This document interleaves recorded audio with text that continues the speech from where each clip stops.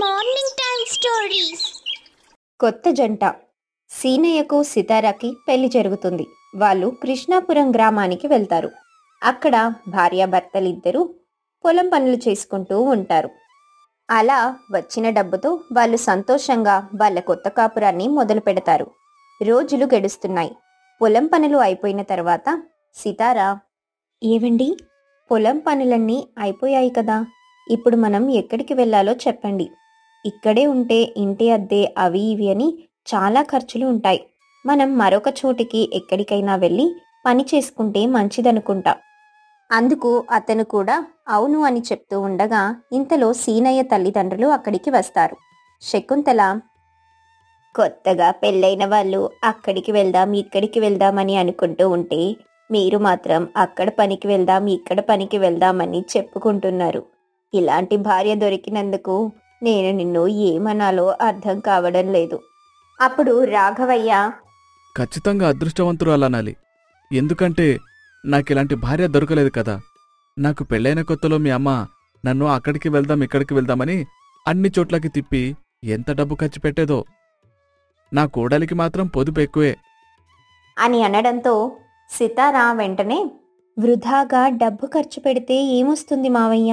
1 రూపాయి వెనక వేసుకుంటే ఎప్పటికైనా అత్యవసర పరిస్థితికి అది ఉపయోగపడుతుంది. అందుకు మగవాళ్ళు ఇద్దరూ అవును అని అంటారు.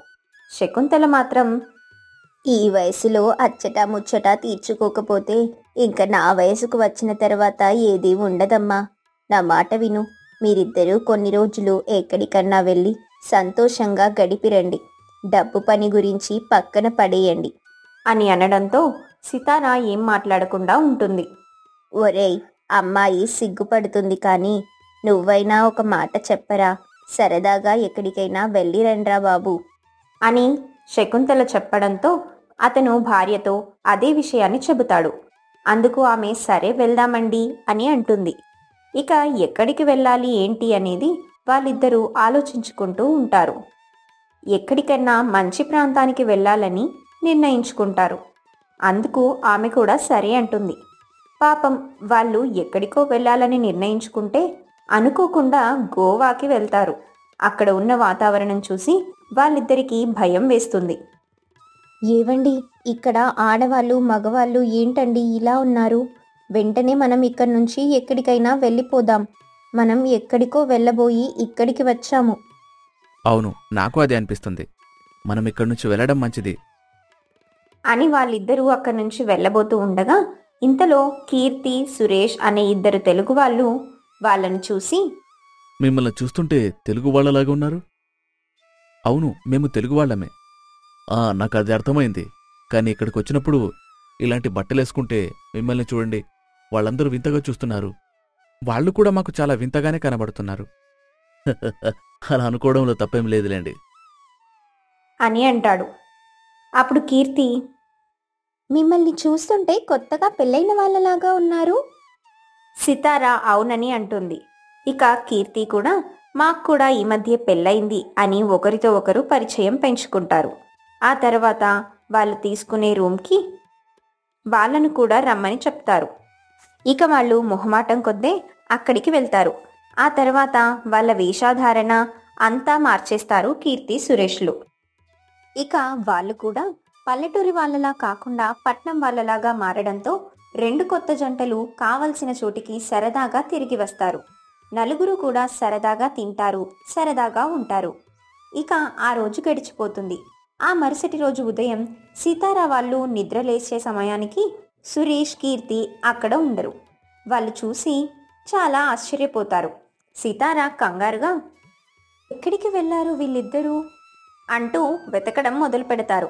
అక్కడ వాళ్ళు లేకపోవడంతో రిసెప్షన్ దగ్గరకు వెళ్ళి అక్కడ ఉన్న వర్ష అనే అమ్మాయితో మాట్లాడతారు. వీళ్ళు ఉదయాన్నే వెళ్ళిపోయారు. బిల్ మీరు పే చేస్తారని చెప్పారు. అందుకు సీనయ్య, ఎంత పే చేయాలండి? ఆమె 2 రోజులకి 8,000 రూపాయలని అంటుంది. ఆ మాట వినగానే వాళ్ళు చాలా కంగు తింటారు. సరే, వాళ్ళ గదిలోకి వెళ్ళి డబ్బు తీసుకొద్దామని చూడగా అక్కడ 10,000 తప్ప మిగిలిన డబ్బులేవీ ఉండవు. దాన్ని చూసి వాళ్ళు ఆశ్చర్యపోతారు. మంచి వాళ్ళని నమ్మినందుకు ఇంత మోసం చేస్తారని అనుకోలేదు. 1,00,000 రూపాయలు తీసుకువస్తే 10,000 రూపాయలుంచి మిగిలిన 90,000 పట్టుకొని వెళ్ళిపోయారు. ఛీ, ఇలాంటి వాళ్ళని అస్సలు ఊహించలేదు అని సితార బాధపడుతుంది. అప్పుడు సీనయ్య, చి మనం ఒక్క క్షణం కూడా ఉండకూడదు, త్వరగా వెళ్ళిపోదాం అని ఇద్దరూ అనుకొని అక్కడి నుంచి వెళ్ళిపోతారు. కిందకు వచ్చి డబ్బు కట్టేసి అక్కడి నుంచి ఇంటికి తిరిగి వెళ్ళిపోతారు. ఇంటికి వెళ్ళే సమయానికి అత్త మామ ఉంటారు. ఏంటి అప్పుడే వచ్చేశారు అని అడగ్గా జరిగిన విషయమంతా చెప్తారు. దాన్ని విని వాళ్ళు చాలా బాధపడతారు. అయ్యో, మీ ఇద్దరిని తెలివి తక్కువ వాళ్ళని చేసి వాళ్ళిద్దరూ భలేగా మోసం చేశారుగా. కొత్త జంట ఇలా దొంగతనాలు చేయడంలో పాత జంట అనుకుంటా అంటూ చాలా బాధపడుతుంది. వాళ్ళు కూడా చాలా బాధపడతారు. డబ్బులు పోయిన బాధ కంటే వాళ్ళు ఏమీ ఆనందాన్ని పొందలేదు అన్న బాధ నలుగురికి ఉంటుంది. సరిగ్గా వారం రోజులు గడుస్తాయి. వారం రోజులు గడిచిపోయిన తర్వాత కీర్తి, సురేష్ ఇద్దరూ కూడా సితారా వాళ్ళ ఇంటిని వెతుక్కుంటూ వస్తారు. ఆ సమయంలో ఇంట్లో ఎవ్వరూ ఉండరు. ఎందుకంటే అప్పటికే వాళ్ళు ఆ ఊర్లో పనులు లేని కారణంగా ఆ గ్రామాన్ని వదిలిపెట్టి మరో గ్రామానికి చేరుకుంటారు. అక్కడ వాళ్ళు పనులు చేసుకుంటూ ఉంటారు.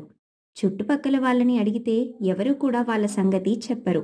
సురేష్ మరియు కీర్తి ఇద్దరూ కూడా వాళ్ళ యొక్క ఆచూకీ కోసం వెతుకుతూ ఉంటారు. ఇంతలో ఒక అమ్మాయి వాళ్ళ విషయం చెప్పడంతో, ఎక్కడ ఉన్నారో అంతా చెప్పడంతో వాళ్ళు చాలా సంతోషపడతారు. ఎలా అయినా వాళ్ళ దగ్గరికి వెళ్ళాలని బయలుదేరతారు. ఇదిలా ఉండగా అక్కడ సితార, సీనయ్య ఇద్దరూ కూడా వాళ్ళ వాళ్ళ పనులు చేసుకుంటూ ఉంటారు. ఇక ఆ రోజు సాయంత్రం సమయంలో సితార, సీనయ్య ఇద్దరూ మాట్లాడుకుంటూ, ఇలా ఎంతకాలమని కింద పని చేయాలి? మనకంటూ ఏదైనా వ్యాపారం ఉండాలి, అప్పుడు బావుంటుంది. మనం సంపాదించిన డబ్బుతో ఏదైనా మంచి వ్యాపారం చేస్తే బావుంటుందని నేను అనుకుంటున్నాను. అందుకు సితార, మన ఊర్లో టిఫిన్ షాప్ లేదు, స్వీట్ షాప్ లేదు. ఇవి రెండు పెట్టుకున్నామంటే మనం వెనక్కి తిరిగి చూడాల్సిన పని ఉండదని నా ఉద్దేశం. మీరేమంటారు? అందుకు తను కూడా సరే అని అంటాడు. అప్పుడు సితార, ఏవండి, మర్చిపోయాను అసలు సంగతి. మొన్నే కదా మీ నాన్నగారు పొలం కొంటానని డబ్బు మొత్తం తీసుకెళ్లారు. ఇప్పుడు మన దగ్గర డబ్బు లేదు. ఆ సంగతి ఎలా మర్చిపోయారు అని గుర్తు చేస్తుంది. అప్పుడు సీనయ్య, అబ్బా, అవును కదా, మర్చిపోయాను. ఆ పోయిన 1,00,000 రూపాయలు కనుక మన దగ్గర ఉన్నట్లయితే ఇప్పుడు ఆ 1,00,000 రూపాయలతో మనం వ్యాపారం మొదలుపెట్టేవాళ్ళం. మంచివాళ్లు కాదా అని వాళ్ళని నమ్మినందుకు వాళ్ళు మనకు బాగానే బుద్ధి చెప్పారు. ఇక ఎప్పుడు అపరిచితుల్ని నమ్మకూడదు అంటూ వాళ్ళిద్దరూ మాట్లాడుకుంటూ ఉండగా వాళ్ళకి సితార, సీనయ్య అని ఎవరో వాళ్ళని పిలవడం గమనిస్తారు. ఇక ఎవరు అంటూ బయటకు వెళ్తారు. ఎదురుగా ఉన్న సురేష్, కీర్తిలను చూసి వాళ్ళు చాలా ఆశ్చర్యపోతారు. సితార ఏదో చెప్పబోతూ ఉండగా కీర్తి, ఇదిగోండి మీ దగ్గర తీసుకున్న 90,000 రూపాయలు మరియు ఆ హోటల్ బిల్ 10,000 రూపాయలు, మొత్తం 1,00,000 రూపాయలు తీసుకోండి అని డబ్బుని వాళ్ళకి ఇస్తుంది.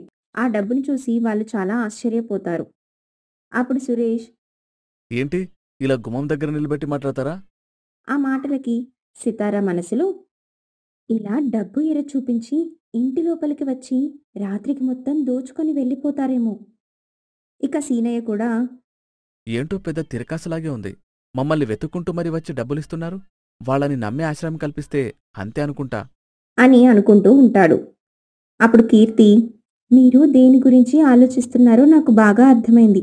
సరే, మేము చాలా దూరం నుంచి వచ్చాం కదా ఇక్కడ, అందుకే లోపలికి వస్తాము అంటున్నాము. సరే అయితే ఎక్కడైనా హోటల్ ఉంటే చెప్పండి, అక్కడికి వెళ్ళి రేపొద్దున మేము తిరిగి వెళ్ళిపోతాం. ఆ మాటలకి వెంటనే సీనయ్య, పూటకూళ్ల పెద్దమ్మ అని ఒక ఆమె ఉంటుంది, ఆమె దగ్గరికి వెళ్ళండి. అదిగో ఎదురుగా ఉంది కదా ఆయిల్లే, అక్కడే ఉండండి అని అంటాడు. అందుకు వాళ్ళు సరే అని అక్కడి నుంచి వెళ్ళిపోతారు. వాళ్ళు అలా ముసలమ్మ దగ్గరికి వెళ్ళి ఆమెతో మాట్లాడి ఆ ఇంట్లోకి వెళ్తారు. వాళ్ళలా వెళ్ళిన వెంటనే సితారా, పాపం వాళ్ళెందుకు వచ్చారో ఏంటో కనుక్కోకుండా మనం ఇలా చేశాం. వాళ్ళని ఇంట్లోకి రమ్మని అనలేకపోతున్నాము, పొమ్మని అనలేకపోతున్నాం, ఏం చెయ్యాలి అని అంటుంది. అప్పుడు సీనయ్య, సరే ఒక పని చెయ్యి, మన దగ్గర ఎటూ డబ్బు లేదు, బంగారం ఏమన్నా ఉంటే అది తాగునీటి బిందెలో పెట్టి ఎవరికి కనపడకుండా వంటగదిలో పెట్టు. అసలు వాళ్ళు ఎందుకొచ్చారో, ఆ రోజు డబ్బు ఎందుకు తీసుకెళ్లారో మొత్తం కనుక్కుందాం అని అంటాడు. అందుకు తను సరే అంటుంది. నీటి బిందెలో నగలు దాచిపెట్టి ఆ తర్వాత ఇద్దరూ కలిసి వాళ్ళ దగ్గరికి వెళ్ళి వాళ్ళని ఇంటికి ఆహ్వానిస్తారు. వాళ్ళు మొహమాటంగానే ఇంటికి వెళ్తారు.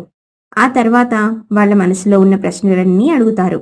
అసలు వాళ్ళు ఏమడిగారు, వాటికి సమాధానంగా వాళ్ళు ఏం చెప్పారు అనేది తర్వాయి భాగంలో చూద్దాం.